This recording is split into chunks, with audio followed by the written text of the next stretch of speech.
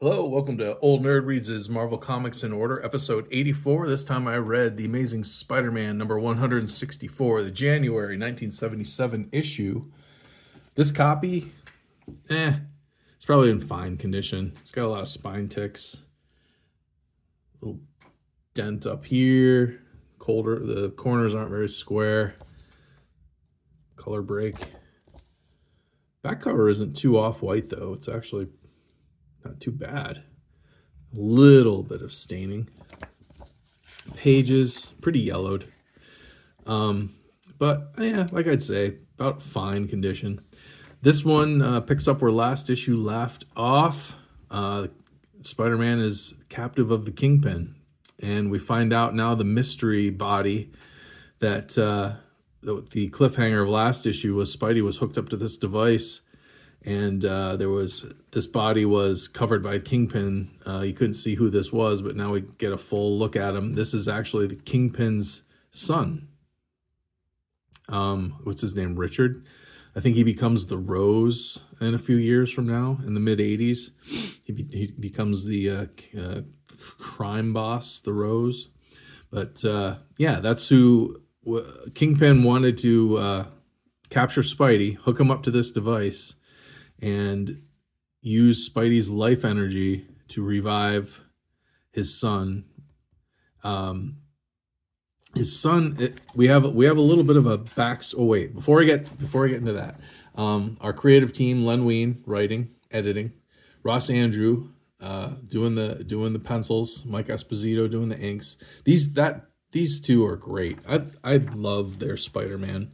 And you'll see a few great examples throughout this issue of their artwork. Glennis Wein, I believe that's Len Wein's. I believe Glennis Wein is Len Wein's wife. She's a colorist, and letters are, I think, John Costanza and Joe. I'm not sure who Joe R is, but what we got going on here is this picks up from last issue. Now we're going to get a little backstory on why the Kingpin's son needs revived.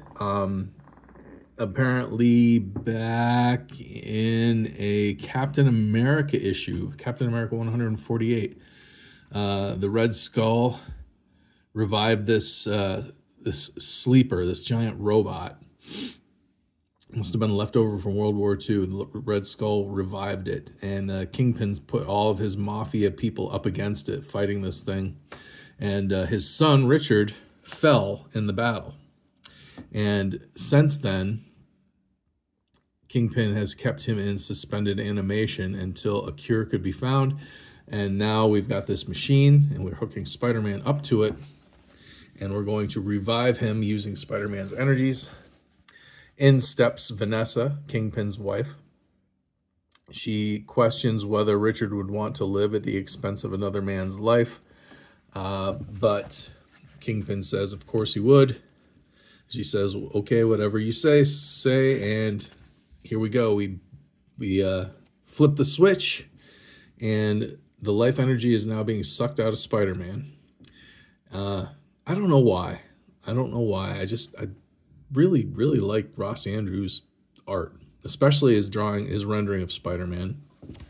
I mean, here he does a really great job drawing Vanessa, Kingpin's wife.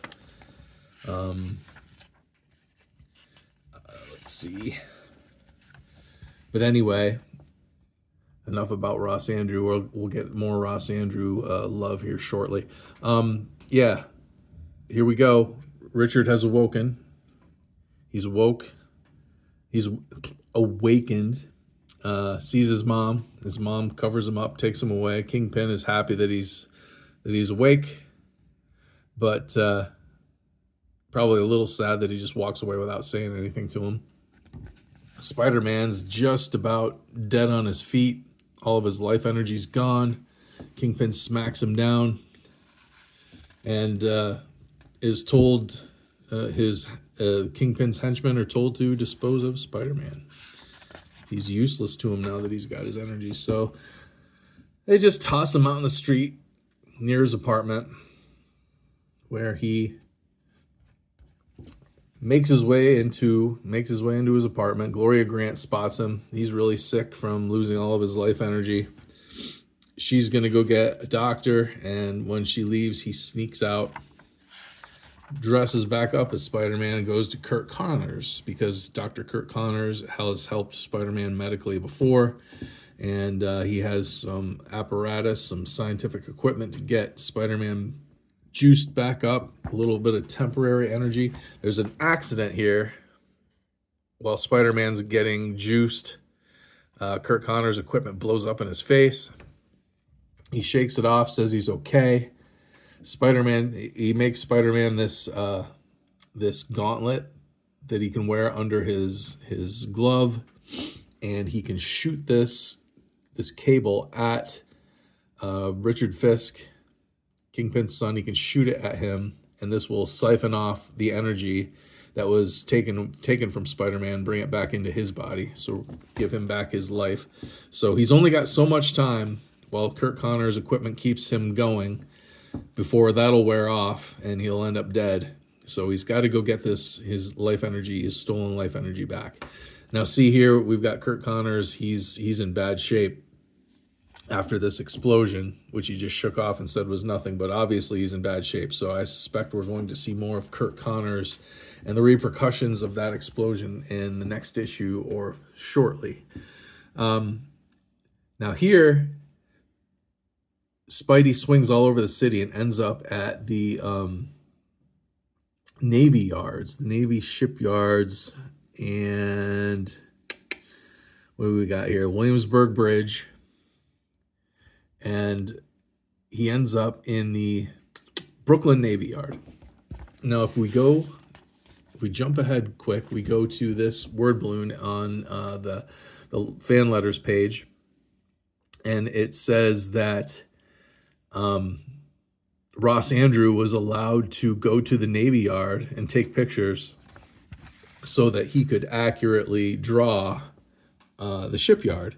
And you can imagine, like, a lot of these panels were probably photos that he took, and he just redrew them and added the characters and everything to his photos that he took. So that's really cool.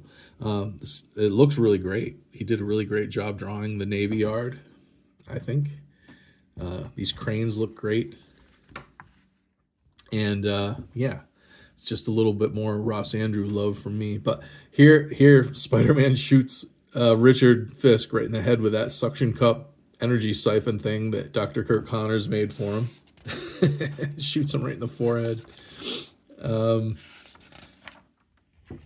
And gets his energy back. Now he's got his life force back, which we assume is going to kill Richard. But a big fight ensues. The Kingpin's mad. Kingpin doesn't want his goons taking out Spider-Man. Kingpin's going to do it himself. We got all these great drawings of Spidey by Ross Andru again. Man, he does such a good job. I'm sorry, I can't shut up about it. But they wreck the shipyard in their fight, basically. But they have another big brawl like they did last issue.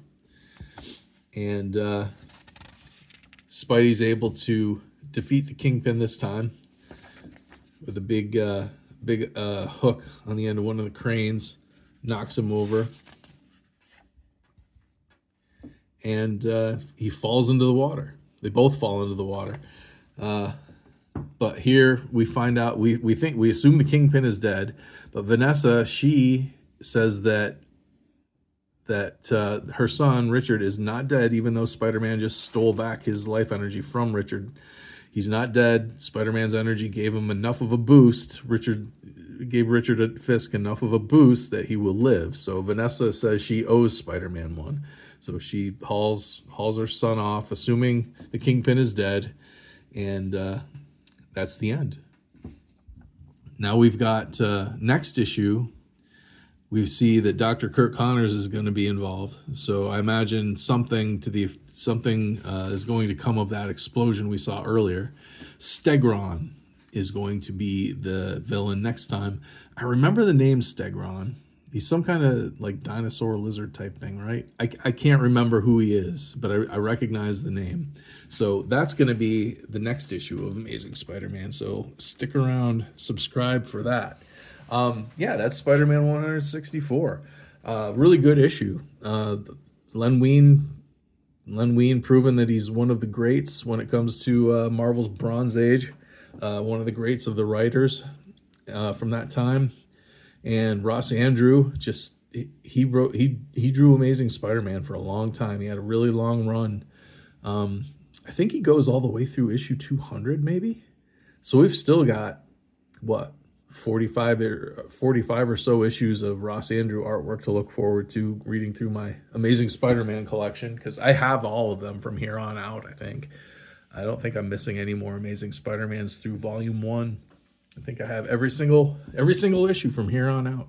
So yeah, I got a lot more Ross Andrew art to look forward to, and not to mention all the great artists that were on Amazing Spider-Man after him, like Todd McFarlane, John Romita Jr., Ron Frenz, Eric Larson. There were a lot of greats on this title.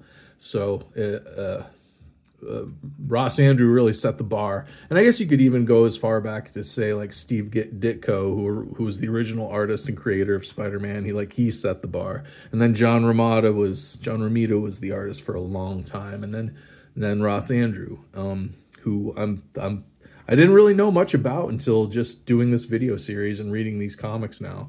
Like he is good. I really like, and you could probably tell listening to this video, me gushing about him. Anyway, I'll shut up. I do this video series, Old Nerd Reads His Marvel Comics in Order. I'm reading my Marvel Comics collection in release date order, and I'm doing a video for each comic, for each issue. So if that sounds cool, please subscribe. Comment down below with anything you know about the Amazing Spider-Man, this issue in particular.